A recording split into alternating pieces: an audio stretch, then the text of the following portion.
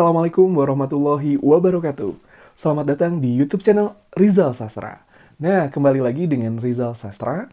Kali ini mau sedikit flashback ya, mengenang kisah awal pandemi. Jadi, di awal pandemi itu, bagi Ijal khususnya, cukup terpukul ya dengan keadaan pandemi. Karena diberlakukannya PPKM. Kalau dulu sih PSBB yang pertama ya, yang kedua PPKM. Nah, PSBB ini membuat industri wedding terpuruk. Jadi istilahnya lebih pendapatan tidak masuk ya. Nah, jadi banyak yang istilahnya mengalami down, stres, dan lain sebagainya. Nah, momen ini sangat istilahnya buat diri ya untuk lebih mengevaluasi kinerja MC pada saat itu. Karena basicnya kan Ijal side job ya di MC. Tapi mungkin bagi para MC senior yang fokusnya adalah sebagai MC, fokus itu merasa sedikit terhambat dari segi rezeki.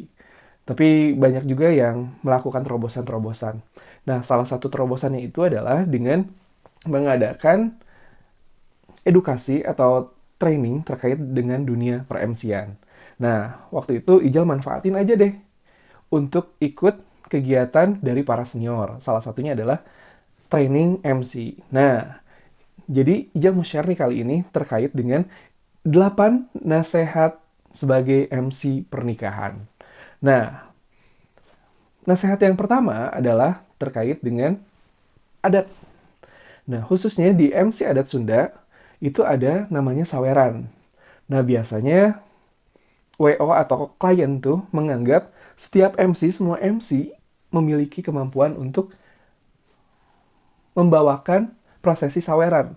Lebih ke menyampaikan kidungnya ya.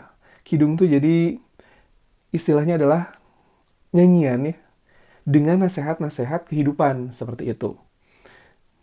Salah satunya sih yang paling Ijal berkesan ya, Ijal diajarin juga oleh salah seorang MC senior. Nah, jadi itu memerlukan banyak sekali latihan dan waktu belajar yang cukup banyak. Salah satu contohnya adalah amit ampun. Cuman segitu doang ya. Soalnya memang cukup sulit ya. Takutnya teman-teman pada kabur lagi di YouTube channel Ijal. Nah, jadi ketika teman-teman nggak bisa membawakan kidung, kidung Pangraja, nah enaknya jadi menggunakan MP3 aja atau enggak kalau misalkan ada juru kawi yang membawakan kawih ya pakai aja beliau, misalkan seperti itu. Kalau misalkan memang ada tim kesenian atau tim adat Sundanya. Kalau tidak ya Ijal sarankan di HP atau di MP3 menyediakan satu sound terkait dengan kawih dalam prosesi saweran biar sama-sama enak dan tentu aja tidak mengurangi nilai esensinya. Itu yang pertama terkait dengan saweran atau adat Sunda. Nah, enaknya juga nih ketika kita membawakan MC dengan adat Sunda, kita berbahasa dengan Murwakanti. Murwakanti itu adalah bahasa yang berima. Kalau misalkan A, ujungnya, nah kesananya A. Nah, itu idealnya ya. Tapi kalau tidak bisa, ya belajar sedikit demi sedikit, seperti itu. Nah, nasihat kedua dari para senior adalah gunakan technical meeting untuk membahas hal dari A sampai Z dengan rinci. Jadi nanti pas hari H kita nggak miskomunikasi dan langsung mengerjakan. Dan langsung bekerja secara praktis tanpa istilahnya nanya-nanya lagi. Ini kayak gimana, ini kayak gimana. Jadi lebih tenang. Seperti itu. Nasihat yang ketiga adalah datang lebih awal ke venue agar lebih percaya diri. Nah, ini tentu banget ya. Ketika kita datang lebih awal, istilahnya kita nggak gurung gusuh gitu ya kalau bahasa Sundanya mah. Jadi kita nggak ribet dan kita nggak deg-degan, nggak tegang. Nah, itu salah satu hal yang menimbulkan agar kita lebih percaya diri. Nah, nasihat yang keempat adalah ini selaku pekerja ya, termasuk kayak Ijal juga pekerja. Kan MC sebagai side job. Nah, jadi ini kata Kang Haris Nuzul, beliau ini juga ya, memberikan arahan atau ya bimbingan. Jadi nggak apa-apa nggak ikut technical meeting, asal kepentingan semisal kerja seperti itu. Technical meeting itu adalah sebuah perkumpulan meeting ya, final meeting, bagaimana kita membahas teknis, bagaimana kita menyajikan materi yang ingin disampaikan untuk persiapan di hari H-nya. Jadi biar nggak ada miss seperti itu. Nah, itu boleh banget ya, asal, yaitu asalnya adalah asal kita memiliki kepentingan kerja atau dan lain sebagainya. Tapi jangan direncanakan ya. Nah, lebih better sih membawa asisten yang mewakili kita untuk mengikuti technical meeting. Nah, itu dia. Baru 4 nasihat ya. Nah, yang kelima adalah kalau dapat klien yang nggak pakai WO, tawarkan pakai WO.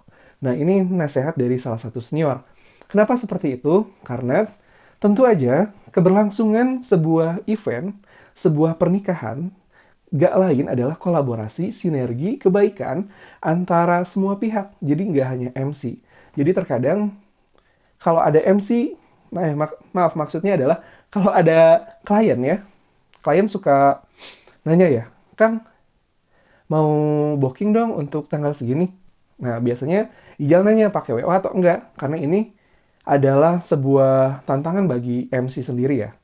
Jadi kita harus mempersiapkannya. Kalau nggak pakai WO, kita tawarkan untuk memakai WO. Kalaupun masalahnya adalah budget, nah Ijal coba, karena Ijal memiliki WO juga, nah Ijal coba tawarkan WO Ijal. WO Ijal kan masih terbilang terjangkau ya, karena memang menyesuaikan dengan budget gitu. Kalaupun enggak, opsi terakhir adalah memiliki kepanitiaan. Kepanitiaannya dengan beberapa syarat tentunya ya, agar acaranya lebih lancar dan tentu saja hikmat dan berkesan, seperti itu. Nah, yang keenam adalah hire videographer untuk buat profil pitching dengan klien ya. Jadi kita harus memperbanyak portofolio.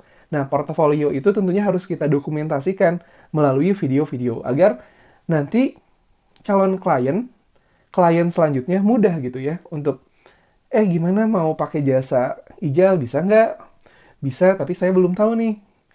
Boleh lihat nggak videonya? Nah, kayak gitu. Jadi kita emang harus sering memperbarui portofolio kita idealnya. Nasihat yang ketujuh untuk MC pernikahan adalah kita harus fleksibel dan buat personal branding yang pas dalam target MC kita. Jadi kita harus membuat dan menempatkan diri. Kita mau diarahkan kemana nih? Kita mau seperti apa? Kita harus bagaimana? Tampilan kita harus gimana? Apakah kayak King Nazar? Atau enggak seperti apa? Nah itu adalah Anda yang menentukan, teman-teman yang menentukan. Jadi mau dibawa seperti apa? Targetnya untuk siapa? Nah, itu ada di tangan teman-teman. Nah, yang terakhir adalah harus punya asisten agar kita bisa nyaman dan aman. Nah, ini asisten yang dimaksud adalah asisten MC ya. Asisten MC yang bertugas untuk membantu kelengkapan MC mulai dari dandanan, mulai dari misalkan kalau Ijal khususnya memberikan fasilitas kepada klien atau calon klien tuh adalah memberikan asisten MC. Asisten MC ini bertugas untuk membantu kelancaran dan kenyamanan saat hari H. Jadi jangan sampai ya ada hal-hal yang berkendala besar. Nah, asisten MC ini adalah tugasnya membuat lancar acara seperti itu. Jadi lebih better sih misalkan teman-teman memiliki asisten MC. Kalaupun tidak apa-apa karena seiring berjalannya waktu kita akan menemukan pola-pola yang pas untuk diri kita ketika memandukan acara. Paling itu aja, ini dia tadi 8 nasihat pernikahan, 8 nasihat sebagai MC pernikahan. Semoga teman-teman berkenan, jangan lupa untuk like, share, subscribe di YouTube channel Rizal Sastra. Sampai jumpa di lain waktu, nanti kita akan bahas lagi nasihat menjadi MC pernikahan di part selanjutnya. Sampai jumpa. Wassalamualaikum warahmatullahi wabarakatuh.